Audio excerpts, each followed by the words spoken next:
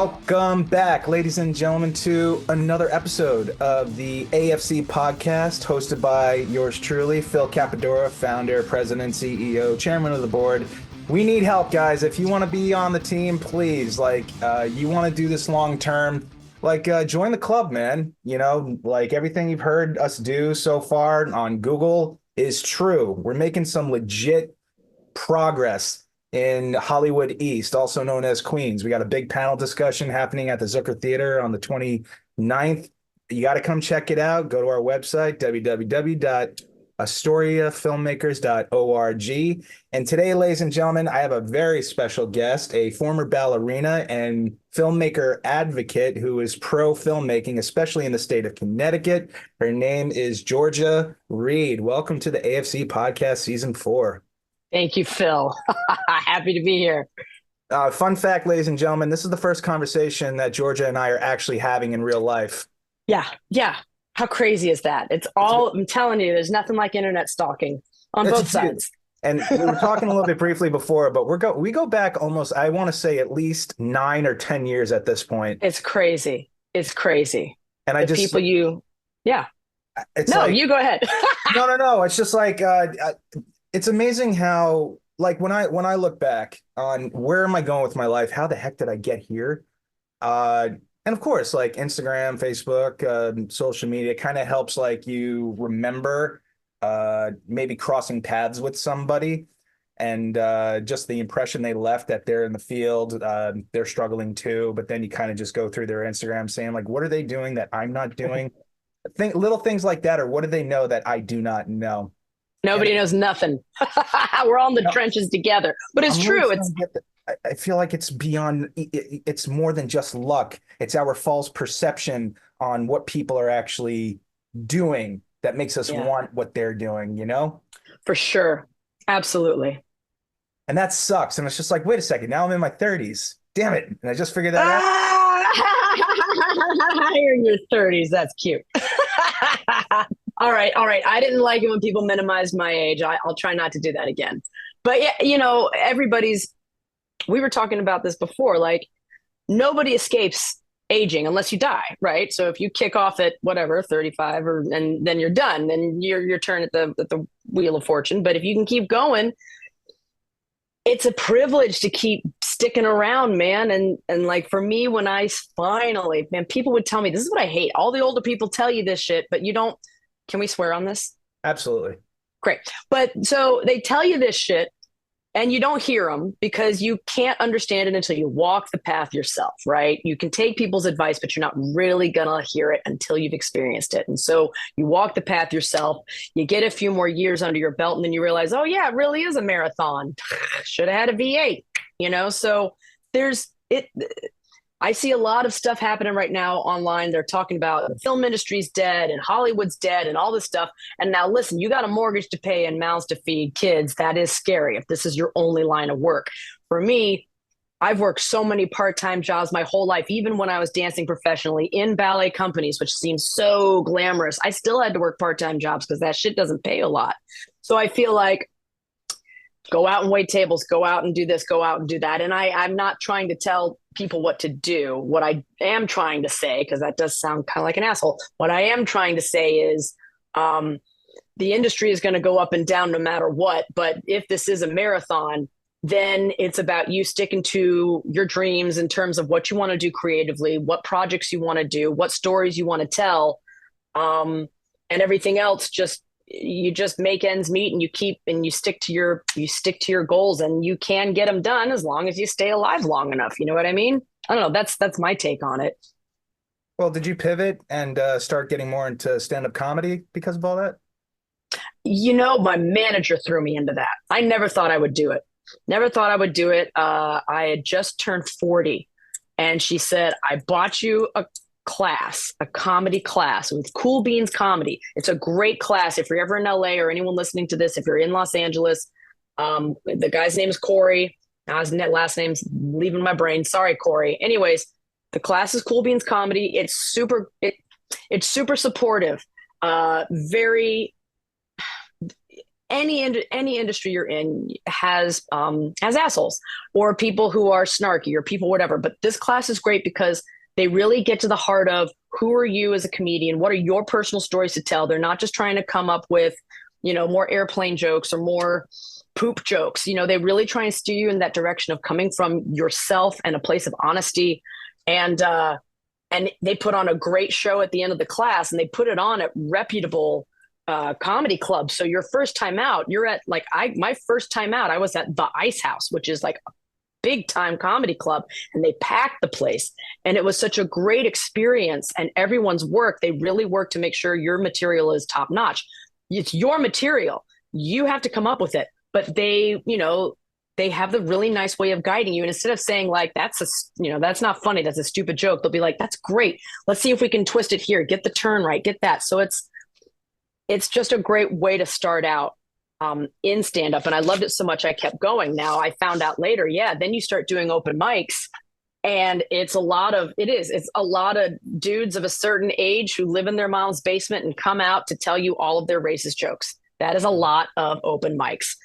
And it is, at first you're like, oh, this is daunting. I don't know if I want to have to sit and listen to someone else punch down on every single minority out there. But then you realize, no, the point of the open mic is just you're here to try your stuff out. And if you can even get one, because in open mics, it's only comedians at the open mic. No one's coming to see that shit but other comedians. And they're all just going over their own material in their head and waiting their turn. They're not really listening to you. So if you can get even one of those stand-up comedians to laugh at your jokes, then you really know you're doing something good.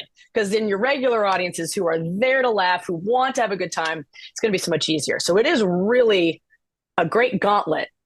And I recommend it to everyone. I say everyone out there should do, just like everyone should wait tables at some point in their life, everyone should do stand-up comedy. Phil, have you done stand-up, Phil? I've tried it. Okay, so you've at least tried it. Good. You have to at least try it. I got a taste, and looking back on it, I kind of just like go off the cuff. I don't know if there's actual formula on how to open up, but I made a crack and a joke about some things. I found that there are some formula and approaches on how to start. So I put that in my bit or act in front of all the comedians, not knowing, well, I knew, but you're right. They were all they were a part of the open mic and they wanted to go up. And I was, my bid more or less was about the process and approach of actually telling a joke and telling everybody, here's what I learned. And that was part of the bid. And it came to a point where they weren't like laughing at the quote unquote jokes I was doing. They started to actually laugh at me, the person, and I felt it. And then I completely changed the subject because they knew that this was sort of like a workshop gone wrong type of a bit. That's when they went hysterically laughing because I totally changed the subject and started talking about I'm CPR certified, things like that. That's good. You did a good turn. That's fantastic, man. That's fantastic. But I did it. I only did it like it was a 3-day thing where it was just like I went to this shout out QED. I went there for years because I just like to hang out. I wasn't drinking at the time. They were the only like place that I found that actually has ginger beer where it's like, all right, I'll just drink. I love ginger beer. Yes. I can't believe that's so delicious. It's ridiculous. The non-drinkers drink. Absolutely. And it works. It's like it says beer. It's still beer. I know. So it's just like, are we good? Yeah, we're good. We're good right now. So like I've met so many and shook hands. Like you got some talented dudes and gals, bro. Yeah. Like these guys are like they get it or something. Because I got a lot of acting training where I understand process and approach. And there's a ton of work that goes into all of this. Comedy is a totally different art form that literally, like, I can't even articulate what it actually can be because it's a non-structured structure. It's going to take, it's going to stand on its own feet and take all these. It's going to break the laws of physics if it's like it does. It's the only thing where it's like we all relate, we get it. Some people just take it way too personally, but I think they're just bringing outside life and bringing that into the room. That's they're allowed to, but that's the thing, dude. I think they're allowed to take it personally. They're allowed to react however they're going to react, and you as the comedian are allowed to react to that however you're going to react. You know what I'm saying? So, I mean, even to the guys who try and who say they're canceled, they keep going and doing shows. They don't Yeah. seem to be hurting. So their butt hurt. So your butt hurt. Well, I mean, oh my God, all the time you get butt hurt and stand up because someone didn't like this joke that you've been crafting for years. You're like, this is it. This is the twist. And then you take it out and you say it to your audience and they just crickets. And you're like, fuck you, man. That was an awesome joke. And I worked, but that's part of it, man. That's the tough thing with comedy is not everyone's going to like it. But I mean, I guess that's true with acting too. I mean, there have been some incredible performances that get no Oscars. I mean, you get it. And then other ones that they're like Oscar worthy. And I'm looking at it like, not really. That's called the editor edited around this sorry sucker and made him look good. I'm starting to pick up on those little nuances. I'm like, and I'm just looking at the whole thing, and I'm just seeing things from a totally different perspective. And the editor saves the film. Yes, I think that should be the last award of the night. Is the editor. That's me. I got nothing against it. Look, it's not going to sell tickets. No. Yeah, but definitely not. Just like, who the fuck is this guy? Yeah. Yep. I was the man behind the curtain, guys. Just so you know. Yeah. Just so you know.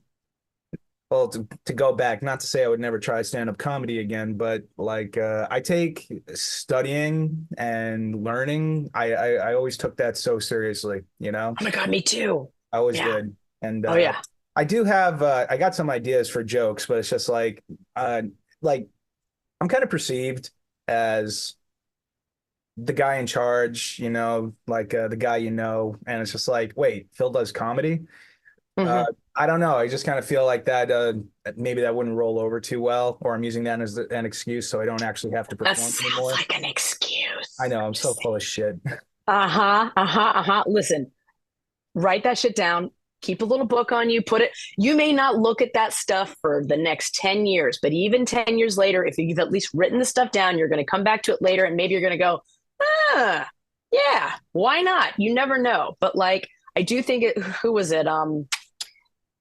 Tom Waits, I guess, is the one. And everyone said this in different ways, but that thing of when the muse comes to you, you got to pull your car over. You got to stop what you're doing. You got to grab that muse by the whatevers and pull it down and write out or say out or whatever is coming to you. Because if you don't do it in that minute, be it a song, be it a joke, be it an idea for a film, a book, whatever it is, the muse is going to say, Phil doesn't want it. And they'll move on to the next soul and they'll give it to them. I love that story. I think it's true. I do. I have all kinds of jokes that I haven't even tried yet. And I just keep writing them down in this book and I just keep on spitting stuff out. And I mean, even if you don't put it in stand up, sometimes you can look at it. Maybe you'll take it in improv. I don't like doing improv, but for those who do, you might turn it into a script. Maybe you'll do a sketch, you know, it's paint it. I don't know, fucking dance it out. I feel like that was my worst subject when it came to improv. Like I was part of it. And like going back, like my first acting classes, there was always like a acting and then another class where there was like acting and the other class was improv. And like in the group, like I kind of like I played key roles for funny. But when it came to me talking in any way, shape, or form, it just like I don't know if it was just like a bomb thing or it was just not my thing. But you're a physical comedian. You're more physical, maybe. Possibly.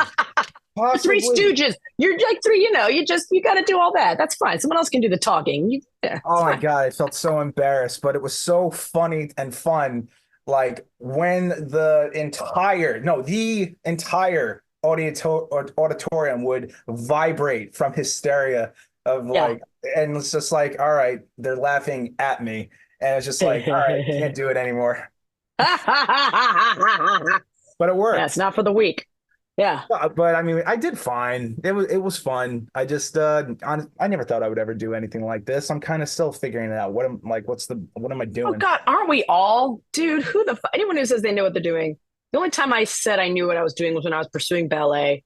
And now I look back at that little girl and I'm like, she didn't know what the fuck she was doing. She was trying to earn her parents' love. That's what that little girl was doing. Are you kidding me? Oh yeah.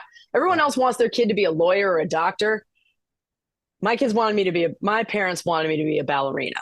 I knew it. I did it. earned the love, kept the love as long as I could. Oh, I should have quit way sooner than I did. But Wow.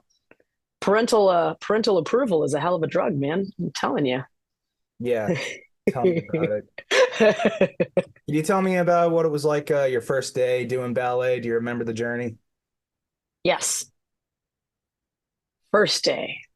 Well, yeah. So the first day, I was like 4 or 5. I can remember like jumping over little hula hoops, pretending that I remember it was in Atlanta, Georgia. And they say, there's an alligator in the middle of this pool and you got to jump real high. And they put the hula hoop in the middle of the classroom and you'd run and then jump. And my mom said she just loved it because I would run like a fucking football player. And then I would make this graceful leap. And then I'd run like a football player the rest of the way. And I'm like, well, that does kind of describe me because like I love sports. I have a lot of dude tendencies and all of that, meaning like both sides, you know what I'm saying? But I also like, do the graceful stuff too. So that was the first. I mean, my mom said that I was like dancing in my whatever high chair, yada yada. But I got serious when I was 9, and I mean serious. And then again, dude, oh my god, let's face it. I mean, the reason it was so serious is that my older brother had already been kicked out of the house for nefarious doings. And then the younger brother was shipped off to, what do you call that? Boarding school. And so I had to like step up real quick. You know, when you see that happen to your siblings, you go, all right, I don't want to get kicked out. So I'm going to, tighten up and let anxiety take over. Right. So yeah, I was a straight A student and I got into ballet and I was serious. And my mom took me to this one studio. And it was sort of like, it was a foo-foo joke studio. I remember I'm like 8, 9 years old. And I'm like, this studio is stupid. I don't want to go here. They're not professional. I want a professional studio. Can you imagine a 9-year-old pulling this? I want a professional studio where it's like, oh my God. And we found one and I did. That's it. And I gave up everything else for it. So, but it felt so good to, it's like the army. Okay. Anyone who's been in the army would probably laugh at me saying that. So no disrespect to our veterans and soldiers. But when you do the same regimen every single day in class, it's an hour and a half long, and you get to the bar and you're in a uniform and you have to tighten up and be a certain way. And it's perfect for all people in religious cults. I was raised in one. It just dovetails right in. Ballet, religion, perfectionism, all of that. It's just brilliant, So it enabled me to shove all of my rebellious tendencies down for many, many years. Mm. There you go. How was that? Well, once you said alligator, the camera or the camera on your computer, or Did it? whatever, it literally lifted up, and now I see a ballerina hanging from the rafters Yep. there. Yep. Oh, the ballet frog. Yeah. That was strange. Like, so yeah, you got some energy flowing through there. A lot of passion in those words. Oh my God. Yeah. Yeah. A lot of therapy. A lot of therapy. Well, I mean, like no, like you had discipline and you had a commitment, Mm-hmm. Mm-hmm. became very militant, and that actually contributed to, like would you say like with that discipline that actually helped you or contributed to something that you were able to carry after ballet? Yeah. I mean, look, discipline will contribute to success and you can get success. I will say, as someone who has achieved some level of success in a certain area, first of all, if you're a perfectionist like me, you'll never recognize it. That's sad. But number 2, you won't enjoy the journey. Now, I'm not talking about showing up every day at the page or at the bar or at the gym, whatever it is, and doing the work. That is discipline.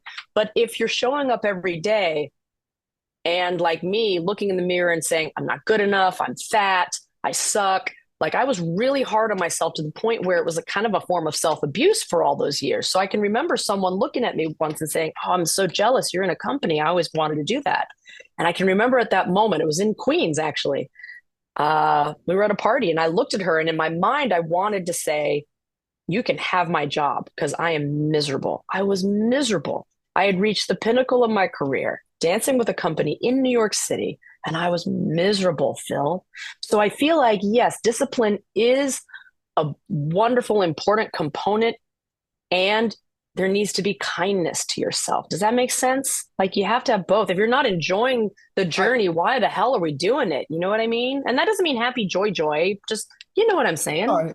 Not at all. No, I get it. And it's like, like you ever hear like all these testimonies saying I was abused, I was in an abusive relationship. So I hear that from everybody. I know I've experienced it, but until you actually said like self-talk, like it's almost like, yeah, you are in an abusive relationship on how you talk to yourself and how you treat yourself. Yeah. Yes, that is Yeah. true. Embark on your unique financial journey with Mid-Hudson Valley Federal Credit Union. Your aspirations, your milestones. We're committed to guiding you every step of the way. Whether you're saving for a dream home, planning for retirement, or seeking to consolidate debt, trust MHV to provide personalized solutions tailored to your needs. Our comprehensive range of products and services, coupled with expert financial advice, empowers you to make informed decisions and achieve your goals. Visit us online at mhvfcu.com to discover the tools and resources available to help you navigate your financial landscape with confidence and clarity. Your journey starts here. Yeah. I think that's the hardest thing that I definitely face is that, I don't actually maybe give myself the credit, and just appreciate myself for Yeah. getting me through yesterday and the week before. Yeah. Yeah. Yeah. It's so great when you do. And it's going to feel so dorky at first. Like, I mean, I do a thing now where every day when I first get up in the morning, I look in the mirror and all I see is my mom and my grandmother. We have the same kind of facial things and everything. So I love that because my mom's gone and my grandmother, they're all dead. Everyone's dead. So it's nice to see a representation of them in the mirror. But I look in the mirror and I just say, I love you. I love you. I love you. I love you. I love you. And I'm telling you, dude, I've been doing this for like a couple years now. And the first few times I did it, like the voice in the back of my head was like, like stupid, stupid, stupid, stupid, idiot, ugly, bleh. Every mean word you can think of, every ableist, horrible, mean word was coming at me from the back of my head, and I just kept doing it. And now when I look in the mirror, there's so much more compassion. Yeah. And it's so nice because, if you can't do that, oh my God, that's RuPaul. If you can't love yourself, how the hell are you going to love anybody else? And it is true. But there comes a point where you kind of have to parent yourself. And I think as artists in this industry, you're going to have so many no's and so many opinions. And no matter what you do, no matter even at your best, the most popular actors out there right now, with all of their fan base, they also have people out there who actively hate them for whatever reason. And if, I'm one of those people who you'd get like hundreds of yeses, but you'd see that one no or that one, I think Georgia sucks, or who the fuck does she think she is? And you focus on that one and you're like, but why do they hate me? Who That's cares? Human nature. That has Yeah, to it is human nature. It is. like everybody, like even like one of my coworkers, he gets one bad review online, like he'll explode, but he won't Yes. actually talk to us about what actually happened in that circumstance. And it's like Yeah. it's like 1 out of 10,000. And I'm like, Yeah. I even have to have like some conversations like with my board of directors where it's like, guys, we're never going to be 100%, but I'll take the 99.999. All right. Oh my God. Yeah. We cannot please everybody. All No. right. No. Let's focus on what is our goal. And Yeah. honestly, if you hear that chatter and they're trying to just like making you look to the left, that is a distraction. All right. Yeah. Just you got to stay focused. Yeah. I think it's tricky now with social media where someone said this much more intelligently than I am now, where he says, look, it's tough when as an artist, you create something, you put it on your TikTok, your Instagram, your whatever. And then the algorithm goes, oh, people liked this in this amount of time. And they uplift it. And then the algorithm is telling you to make more of that thing. But now as an artist, it's a lot like capitalism too, where, if it's about the money, if it's about the likes, if it's about this quantitative thing you're trying to gain, then how much of it are you allowed to really continue your creative process? And how much of it is, I need to feed the machine? And that's been the struggle for eons, So I do like the idea that for me, I'm trying, I've come at social media several different ways, and I'm trying now to make stuff that I like so that no matter what, if nobody sees it, if some people see it, in 5 years, hopefully I will come back and go, oh, I like that skit that I made. Whether or not other people got it, instead of I made this thing to try and catch a trend, but I'm not really proud of the work. Then that goes back to that thing of you're not enjoying the process. You know what I mean? Like, process, yeah. Process. Yeah. Well, I think we all strive for that perfection through spirits of excellence, you know? Yeah. Oh, yeah. Yeah. Yeah, it's part of it. Yeah. Yeah. So tell me a little bit more about what was it like growing up in Atlanta? Because right now that place is like running train on the East Coast with how much like film they're producing. I know, it's crazy, isn't it? I couldn't believe it. It's gorgeous. It is gorgeous. I'm so thrilled. I've got a buddy who does a lot of work down there. And so I'm able, she's like, hey, if you ever book anything down there, you can stay at one of the places I know I can work as a local. You're always trying to be able to work as a local now, right? Which is shorthand for no one wants to pay to fly you down yet. That's fun. But I've seen actors like who are recurring actors on television, series regulars, and they still will have to work as locals for certain jobs. So it's at all levels, people. Don't believe the hype. Everyone's hustling. Maybe the top 1% isn't, but most actors are hustling. I lived in Atlanta until I was 8, dude, and then we moved to Missouri. Missouri. So yeah, misery. Home of Star-Lord. Oh my God. Ooh, I'm not a Pratt fan. Not a Pratt fan. But I love Guardians of the Galaxy 1. I love it. I could watch that on repeat a million times. So just to be clear. Clarification. Yeah. All I remember about Atlanta is, how do I say this without sounding like a Karen? Because this is a positive thing, but it's going to sound really wrong. We moved to St. Louis. And the first thing I said to my mom was, where are all the Black people? Because in Atlanta, Georgia, they are all around everywhere. And I loved it. And we moved to St. Louis and everything's very segregated there. It's a lot like LA, And so you did not see a lot of that. And that upset me. I didn't like that. That was sort of my first awareness of that. So, now years later, I have a better understanding of that. But I'm a white fucking Karen, so I don't have any understanding of that. You know what I mean? Yeah. Anyways, yeah. So that, and I remember the red clay dirt in Atlanta, and that's about it, man. And I remember Stone Mountain. This is also something I'm working on for a bit. We used to go to the Laser Light Show. They have a thing called the Laser Light Show, and they do it at Stone Mountain every summer, and they project it up on this big stone mountain that has 3 people carved out in it. And this is how bad I am. I don't even know who the 3 people are, but I'm sure there you go. Well, yep. It was the Southern Mount Rushmore. I loved that place for years. I would say over and over again, well into my 30s, I was like, I want my ashes spread there. And then finally I fucking opened my eyes and realized, that was the main meeting place of the Ku Klux Klan. And that mountain was stolen from Native Americans and all this stuff. There's just so much horrible, horrible shit around Stone Mountain. And if they could just, now I'm like, take that horrible carving out of that mountain, make it a mountain again, leave it the fuck alone, and just, it's insane. All the stuff I'm learning. I mean, Lake Lanier, my dad worked for a company called Lanier. And here I am now learning, Lake Lanier is they just put in a bunch of water to just fucking bury this entire town of Black people, and it's just full of ghosts now, and and now they're building a water park there. I love learning all this stuff. I don't feel ashamed to be me at all because I am who I am. I absolutely think we need to know what our past was, or else we are doomed to repeat it. You know what I'm saying? So I love Atlanta, Georgia. I love Florida because the weather is beautiful. The plants are beautiful. I don't necessarily agree with, things that are going on down there, but anyone who tells you it's not happening up north too is an idiot. It's happening everywhere. See, I just sounded like my dad. They're an idiot. Yep. It's all around us. But yeah, there you go. Is that a good answer, Phil? What's it like being growing up in Atlanta? So My experience in Atlanta was I was there for work on set for the Hunger Games, and I drove down to Nice. Georgia, like, and Nice. I got called back for Insurgent. Like Yeah, 2014 was a voyage and a half, and that's awesome.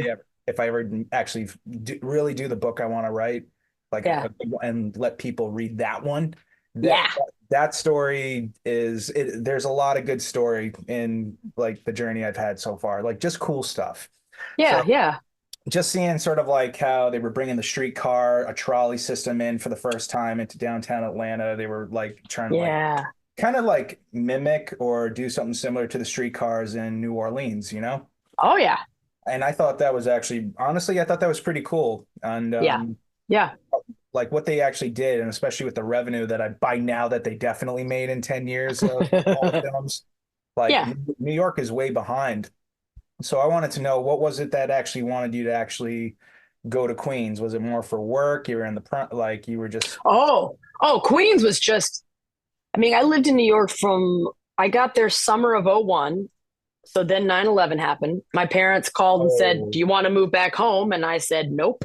wow. Um, yep. And I was there until '07. So I was there 6 years. And I think I moved. Hey, don't do that. Sorry, cats. I think I moved I get it. 12 times.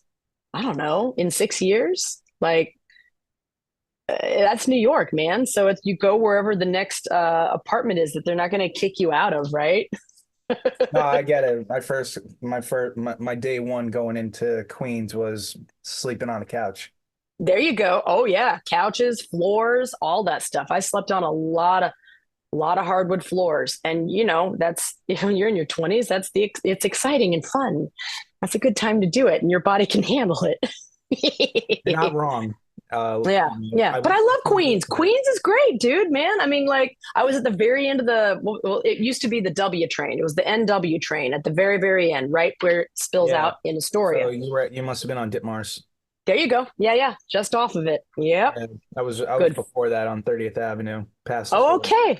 Yeah, Okay, right on. Good food, man. Nice people, really safe neighborhood. It was very cool. But I also lived in nice. Brooklyn. I lived in Crown Heights. I lived in Bushwick. Had a Oh really God, cool, yeah. oh yeah, had an illegal Every loft down there. Come on, everything was man. different. Every single neighborhood Yeah, is so different. I know. That's part of New York, though. That's it's the charm and the sadness and the happiness. You really see the change happen so quickly in New York, unlike other towns where it's a lot slower and so it sneaks up on you. You know what I mean? In LA, let me tell you, I was out there 15 years. That went by like that. I mean, the weather does not change out there, and people Botox so much their faces don't change. So you don't realize how the time has gone by, my friend. It's scary. I thought about the only time if ever I would get Botox, I would probably put it either just like I don't know, like right on my back dimples, so my back stops hurting so much it just stays firm I'm constantly. gonna slap you.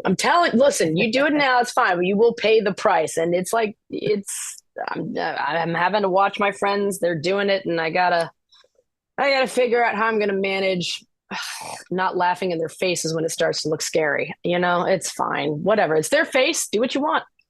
I But don't guess. come to me and go, "Don't I look great, Georgia?" It's like, how do you, yeah, good for you. I It's mean, like going to see someone's one man show and it's awful. And you have to say, "How do you feel about how you did?" You know what I mean? Like, yeah, you did that. well, have you been able to uh, have you ever assembled a one woman show?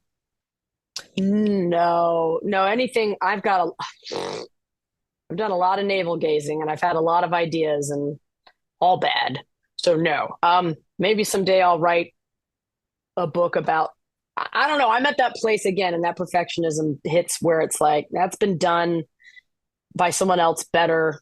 What do I want to do? So I feel like the one woman, one man, one person thing, muse has not hit me yet. And for me right now, short sketches.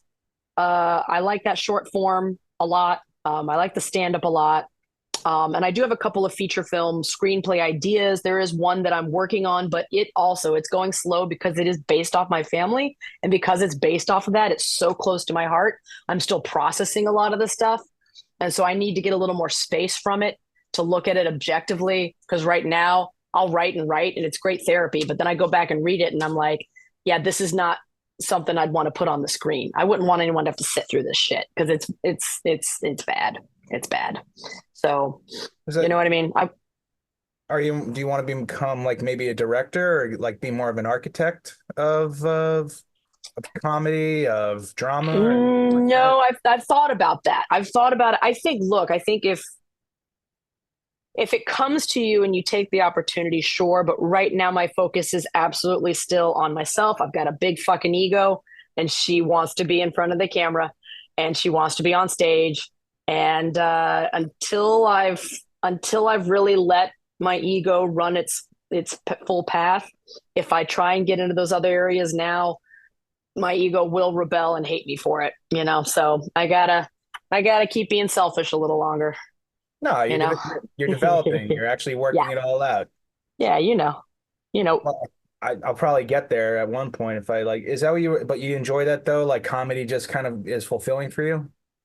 both of them are. I don't know. Like, I want to know who your favorite actors are. I know for me, You don't want to know. like, I don't want to know. Oh, now I mean, gotta know. Go I'll let ahead. you You finish. first, Phil. No, Go I want on. you to Let's finish. hear it. You stepped in it now. Let's hear it. Who are your I want to favorites? know who my Give me a favorite few. actors are. All Give me a right. few. So it's not a complicated. I know I'm complicating it quite a bit right now, but my favorite. You're in good But company. Go for so it. I got a lot of top actors, but a lot of them are much like no, they all passed away by now. Yeah. Um, Walter Matthau being like top five with Jack Nice. Lemmon and that duality. There was Hmm. always Hmm. something I pulled from Ollie and Stanley that was just kind of like something would just come alive inside of me. Um, Yeah. what's another really good example? Cary Grant was probably closer to top for me. And then you got more modern time where it just comes to guys like Sylvester Stallone Uh-huh. and like even actors in my generation, like it's really fucking hard because I never really got to work with anybody my age to really like spar and like really go into this. I was always working with kids like my age in like the classroom, Yeah. but when Yeah. it came to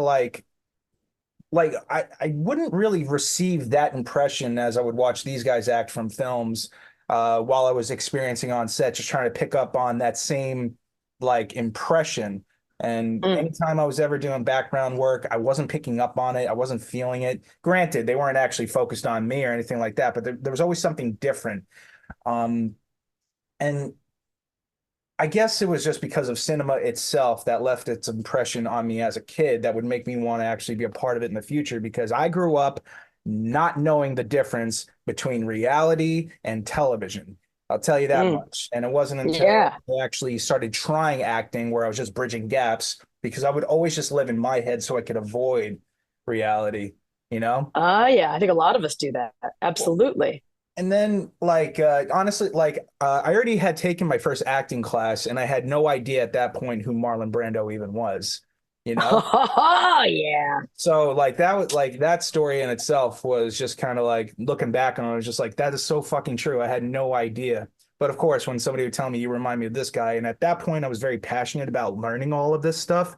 I went on Yeah. a bender of watching anything I could find between James Dean, uh, what's his name, Marlon Brando, and I don't think there was a third one. It'll probably come to me later, but I would actually literally pay attention and implement what I was learning in class and seeing if they would do Yeah. anything on set or in the scene that I was learning at the time. And I would, for the first time ever, start actually reading because I had the worst reading disability you could possibly imagine since the fourth fucking grade. I Oh, could not wow, dude. no, I couldn't read. I read one book from the time I was in the fourth grade to the 12th grade. One. And it was called The Battlegrounds by A.V. Ari or something like that. It was a great story, but it took me like Huh. 10 years to read. Yeah. Wonderful story. That should be a movie. I wish I'll probably be the one making it. Hey, option it, man. You can option anything. To that, well, we'll get back to that because now I'm in now it's like I learned all this stuff and now I'm in like more of an EP position where it's like there are times where I truly do miss performing and acting, and it's just like uh I don't know, like there's a part of me that's just like practical. now at this Mm-hmm. point, Mm-hmm. and that's a tough pill for me to swallow. Where it's like, you know, I had like education and value in childhood was just Yeah. rough. You know, Yeah. it was a desert. It was dry. Couldn't Yeah. really fit. I could not fit in to save my life. I was so desperate for friendship. I can't even get into it. And then all of a sudden, I have that theatrically, and that's how I finally became a part of a community. And Yeah. and now when you're a full-grown, practically adult, borderline full-grown man, not 40 yet, but getting pretty damn close, where are you in your life? Yeah. And it's like Yeah. what my biggest problem is that I don't recognize my self-worth or the value I provide. And Mm. like that's the hardest thing for me. And I'll still watch all these movies and kind of just, have a flashback or like a reboot, a boost, and things like that. And not to say that I'm my own favorite actor, but I know how, like, I am stupid fucking good at this. Mm. No, I know that I am. I put my, Hmm. like, I You have get, to believe in yourself in this industry, or I fucking, before anyone else does. You know what I mean? That yeah. keeps you going. Welcome to Happy Corner. This project strives to make safe housing areas for stray cats at an affordable price. It's so easy to put together that even your children could have fun making one. Help keep cats and other animals safe with their own little Happy Corner homes. You can help this project become a reality by donating to the GoFundMe page. Happy Corner homes are a great way to show those animals in need it's okay to be happy.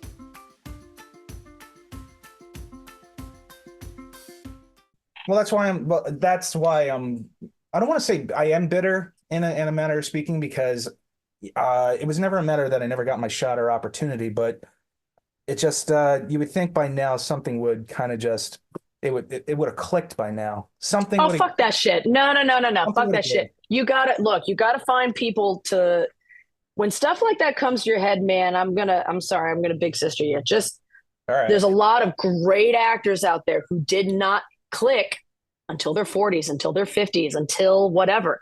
Your time is your time. The success is going to come and go. Fame is going to come and go. What are you doing in the meantime?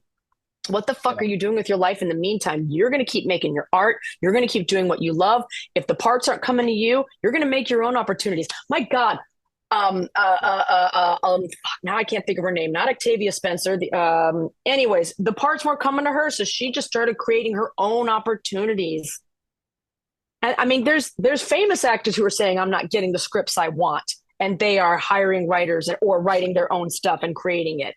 So at any level, there's going to be some of that dissatisfaction and going, when is it my turn? Or that one brass ring that you think is there, there's always going to be another one, dude. But like, and I don't want to take away your frustration. It's okay to feel the way you feel, but like, dude, keep making your stuff. Just keep going and take breaks when you need to. The industry isn't going anywhere. Fuck No. it, fuck it. And, people who go, oh, they went away for a while and came back and they lost their heat. So what? So what? Who's the actress? She's on Handmaid's Tale. She's one of the really bad baddies. And she talks about how in her 20s, she had a friend in acting class who hit it big in her 20s. And she watched this girlfriend take off. And this woman has been slogging and slogging and slogging. And now she's in her 50s and she's got Handmaid's Tale and people are coming for her. She's a character actor. She can do all kinds of work. She's being nominated. But she stuck at it for 30 years. If she'd just been holding on just to hold on, again, I think she'd be miserable. But the fact that she cares, loves what she's doing and is following her passion. And it sounds like that's what you're doing, Phil. I mean, so just, yeah, fuck that. It should have clicked by now. Fuck that shit. Seriously, fuck that shit. Sorry, Yeah. I'm going to curse my face off, but fuck that shit. No, like I really hope somebody who hears that actually, not that they could relate to how I feel. Like if they do feel that way, then just fuck that shit, like Yes. I think a lot of us relate that way. Trust me, I've had that feeling. I I wish I actually, had a big sister. I'll do you one better. Dude, I'll do you one better, Phil. All right, do it. A family member who won't be named, Oh yeah. because I love them, but oh my God, I'll never forget. I was staying at their place and they sat me down and they were like, so what are you doing? And I'm like, what do you mean? And they're like, well, you're acting. You haven't gotten any better. And it broke me, it just like a knife to my fucking gut, because this was a person who I had looked up to my whole life, who I had hero worshipped, who I just adored, and their opinion I mattered so much to me. And it was in that moment actually that I realized I ended up, I forget what I said, and they said some more mean things, and then like I went to sleep that night at their place, and around 2 a.m. like I got up, I couldn't go to sleep, and I was crying, and I just realized I don't have to take this shit anymore. This person has their own life, and I'm tired of waiting for their approval, because I'm never going to get it, ever, ever. And I believe in myself as an actor, whether or not good, bad, yeah, but I'm going to keep going. And I remember I fucking drove away from their place at 2 a.m. and went and stayed somewhere else. And they never even called to say what happened, where'd you go? Didn't even care, but it clicked so hard in that moment, because, again, you can have the best director, the best writer, all the perfect actors. Everything is just, all the things come together. Look at Furiosa. Furiosa just came out, and what are all the headlines saying? It had a lackluster box office. Nobody really went to see it. And that's all I'm hearing. How the fuck do you think that director feels? George Miller. How do you think Anya Joy, whatever her name is, like, that must suck. I mean, especially hearing how much effort she had to put into doing that role. And all you're hearing is, it had a so-so box office. Next. And you're going, I just made this thing. Don't you like it? Doesn't anyone want to see it? Fuck, that's gotta suck.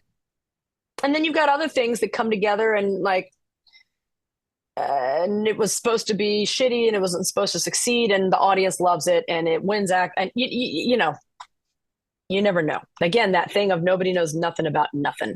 That's the only thing true about this industry. Nobody knows what the fuck they're doing. You just keep trying. Anyways, ramble. No, I mean, yeah. I wish. But good actor choices. And you said you wish you had a sister. I did. I have an older sister. I wish I had. I'm the oldest, and I'm the one who's supposed to be like, a little bit more experienced, smart one. But... You want to make sure you have a nice older sister, because remember my story I just told. Let's just say, if you don't have a nice sibling, it really doesn't help.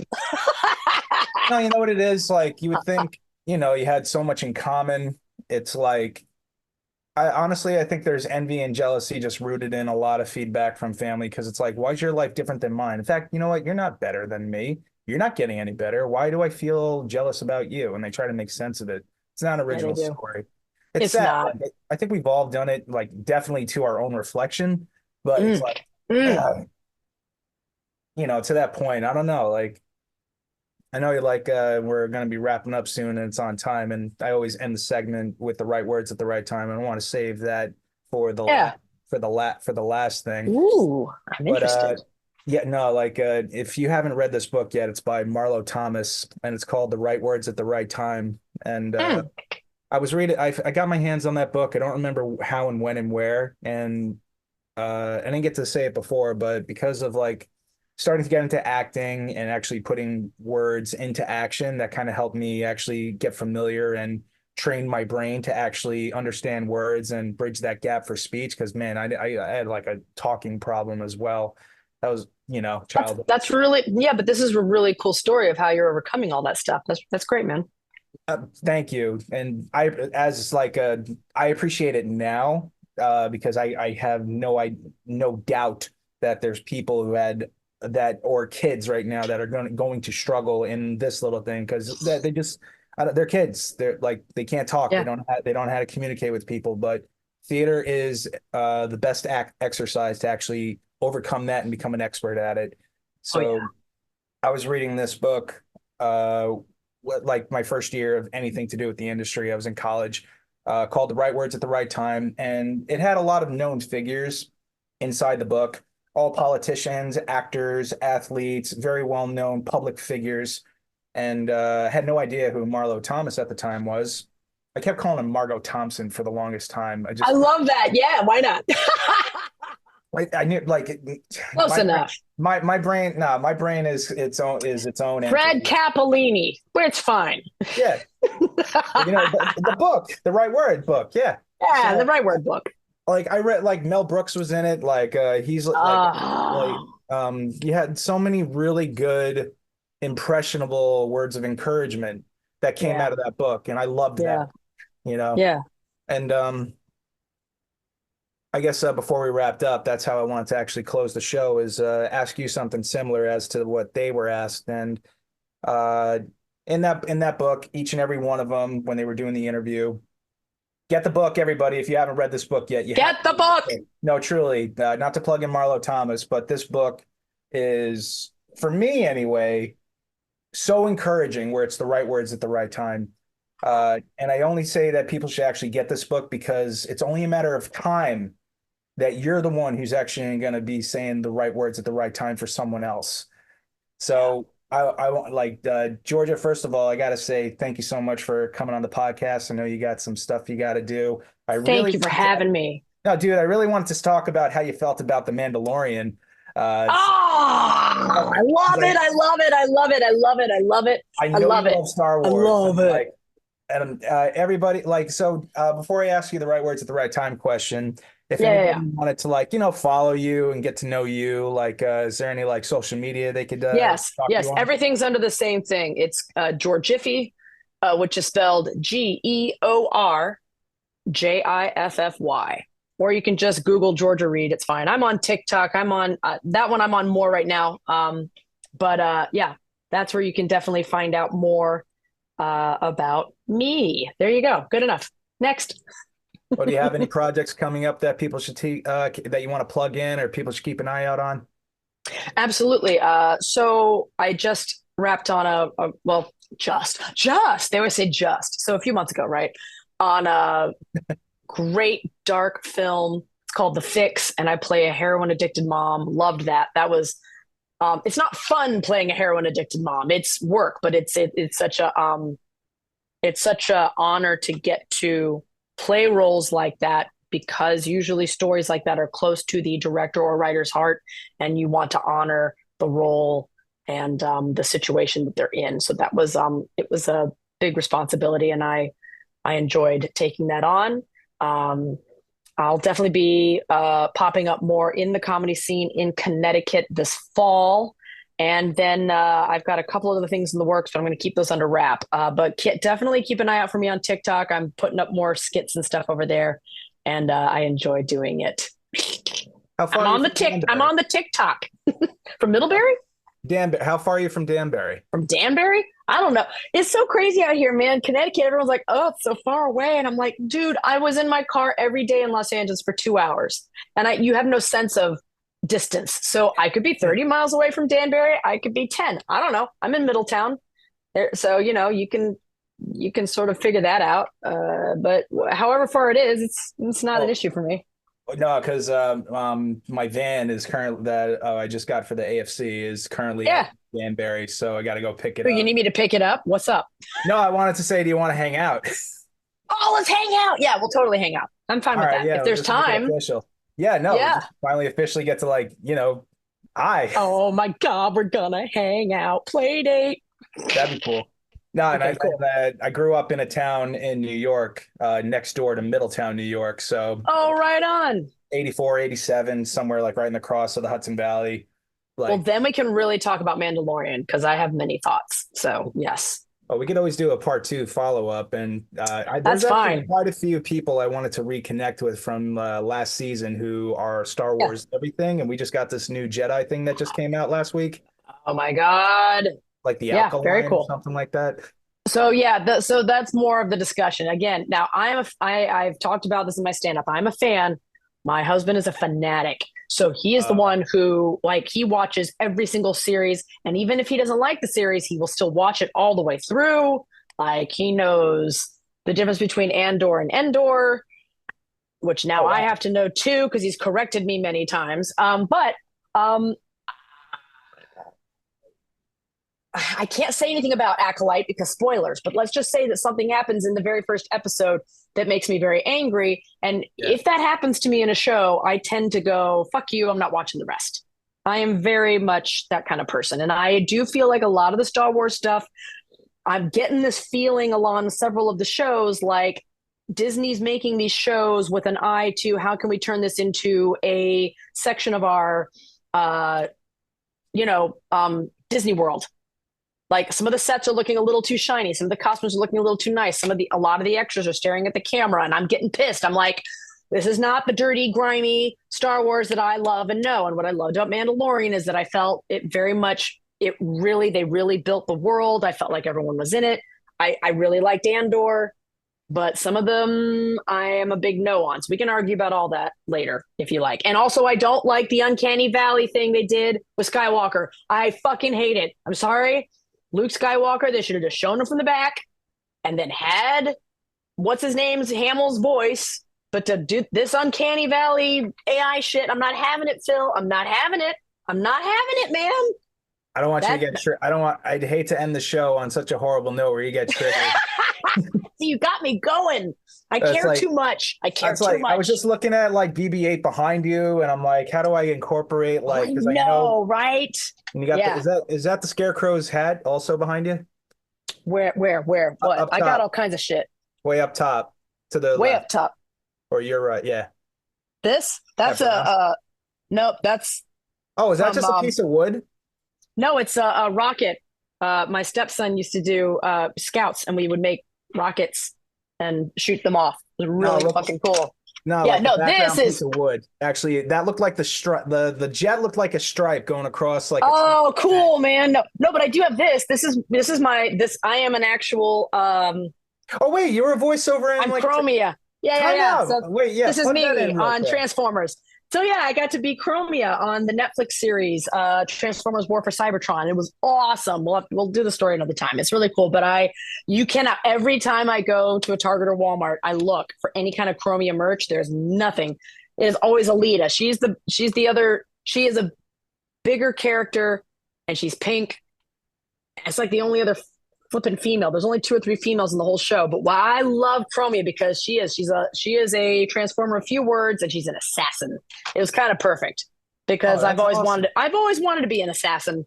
Well, how'd that feel from like, did you feel a dynamic going from ballerina, full body expression now to voiceover acting, the dynamic of that? The same. You got to use your body in it. You know what I mean?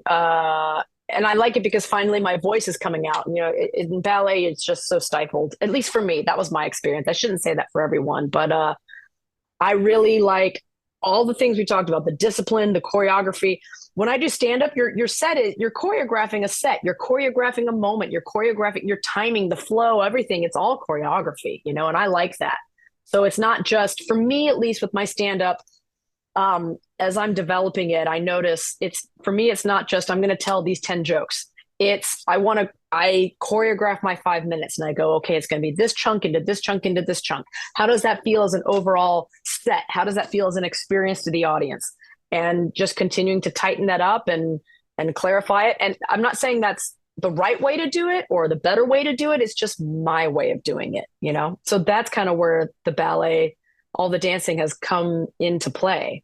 And I also do stick my leg in the air quite a bit. I try not to kick things over on stage because a lot of those stages are pretty small.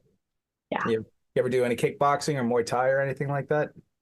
No. I'm still getting over the trauma of ballet. Any kind of classes with authority and do this at this time, I'm like, and I run away. I'm not lying. It's really funny. I've tried a couple times to go back to classes and my body will be like, fuck you.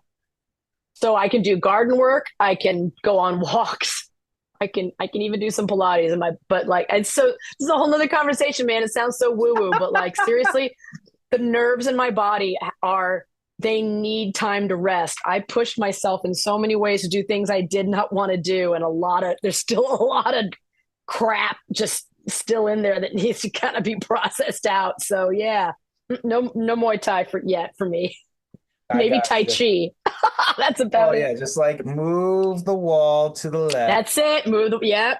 Push away the snowman. Yes. That's about it. You and I definitely got to hang out and just like have totally. Let's hook it up, man. That'd be awesome. Now, what were you said you had, what was it? The right words, the right time. All right, so yeah, in Let's hear order, it. we end the show on such an encouraging note. To Mm. everybody who actually tuned into this podcast, I want to say thank you so much. Please leave a rating and review, comment, share. If anything spoke to you, I read all the comments. Want to get some words of encouragement onto other people, and please let us know what you thought and what other type of topics maybe you want to hear moving forward on the next show. Or if you'd like to ever be a guest and you're in the industry, you're familiar with the Astoria Filmmakers Club and what we've been doing, you're welcome to come Yeah. on the show too. We want to celebrate you, your journey, and if you got something to say, let's talk, man. It's And super fun. Do it. thank you. I hope I was a good host for you. Hell yeah. Thank you for having me. I really appreciate it, Phil. It's always Oh, fun to chew the fat, man. no, truly, and like, thank you so much because these are words of encouragement for me too. And I guess it's time to wrap things up. Special shout out and thank you to our sponsor, to the Mid Hudson Valley Federal Credit Union. Thank you so much. All righty. So I guess Georgia, it's about that time. So I wanted to ask you one honest question as best you can. Because when I was in college, I was reading this book called The Right Words at the Right Time, and it was a Mm. collective of all of these interviews on celebrities of, but like I said before, all the politicians that are currently today, athletes, well-known action figures, things like that, who were given by somebody the right words at the right time. And I wanted to ask you that exact same question. Has anybody ever given you, Georgia, the right words at the right time that have just always stuck with you, that have been there for better or worse, that you would like to tell others those words? Or do you have something of your own that you would like to share? Something I used to say on my ballet channel was never give up, never stop dancing. But it's okay to stop and take a break. However, the big words, when you said that to me, the first thought that flashed in my mind was summer of 2002, 2003. And I was working as a manager at Tavern on the Green. And I'm like, what, 22, 20 something? It's ridiculous. But a waiter came up to me, and this waiter was like a lifer because they're union, or at least they were at the time. So this guy, when you're in your 20s, everyone looks way older. So he might have been in his 40s. He looked like he was 60. I don't know, right? But he came up to me and he said I was an actor. But I got to the point where he just decided to go ahead and make being a waiter's career. And, in New York, you get a place like that, you can make a lot of money. But he said, I want to give you something. And he handed me a piece of paper. And I have it somewhere. I've had it framed for years. And now we've moved again. So I've got to find it. But it was typed out like on a typewriter. You know what I mean? It was this piece of paper. And it's a quote that I always get it wrong because people will say it's a quote by Goethe, which is Goethe, but it's pronounced Goethe, or else it's from some dude that climbed the Himalayas. I forget. It's a book or it's a philosopher, somebody. And it says, whatever there is oh God, now I got to remember it. Give me a second. I'm going to paraphrase and fuck this up. So people look this up, but it's something like there is a knowing, the ignorance of which kills countless ideas and splendid plans. The moment one decides to do something, to take action, the universe responds and everything moves into action to come around you and make that thing happen. There is a magic in deciding yes. And it says, whatever you can do, begin it. Begin it now. It changed me. I went and quit my job as a manager the next day. Like the next day, I was like, what am I doing? I don't want to be a manager at a restaurant.